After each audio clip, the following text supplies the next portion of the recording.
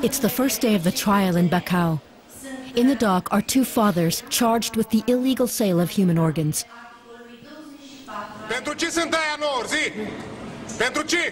In March, they were caught by police when they were just about to sell their children's kidneys. The potential buyer was a woman from Italy looking for a kidney for her own child.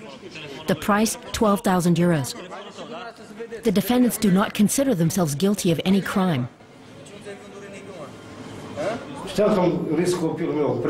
I was willing to risk the life of my child to rescue her child. And then she said, if you're so generous, then I'll give you 12,000 euros to take care of your family. The police thought we were simple people from the countryside with little education. We are the scapegoats. They themselves are corrupt. They want us to pay for their actions. And now we are in prison. The two men's accounts are contradictory, and the evidence against them is overwhelming.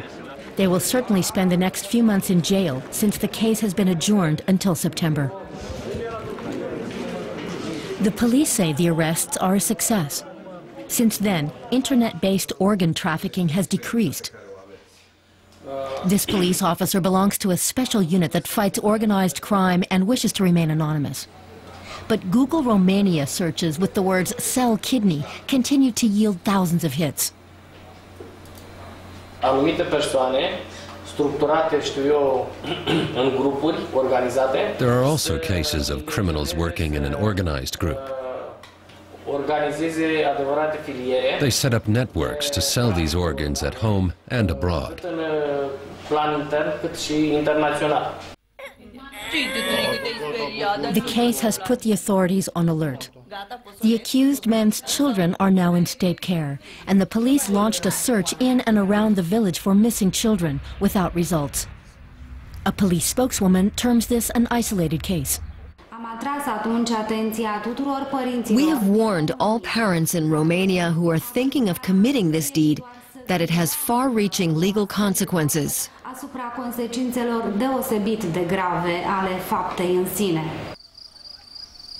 This is the village in question, Ciutorești, nestled in the hills about 30 kilometers outside Bacău.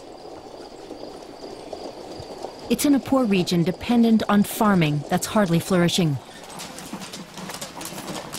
Locals work hard to support their children. They're appalled at recent developments.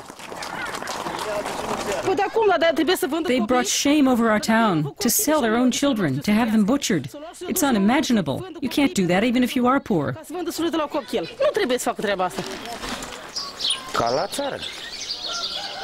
That's how it is in the countryside. Those who work can survive, even in times of crisis. In Romania, that's nothing special. We've always been in crisis. These are good-for-nothings. We try to talk to the families who wanted to sell their children's organs. Our camera is not welcome, but one family member does talk. He's very frank with us. We're all poor. If someone offers you 12,000 euros for a child, then you don't hesitate long. Everyone here would sell their child for that kind of money, just so you know.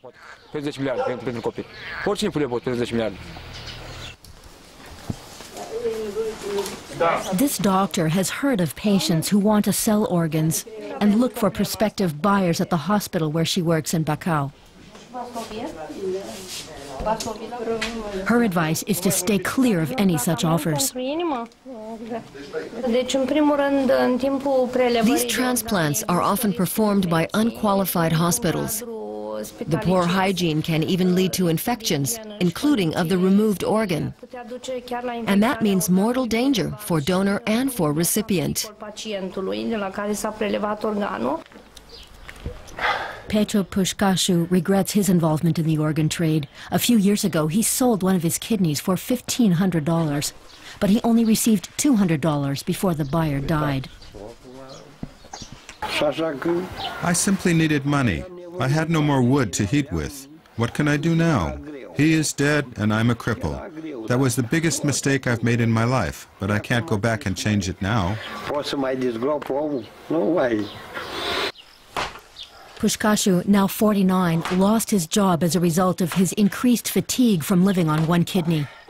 He knows there are rarely any winners in the organ business.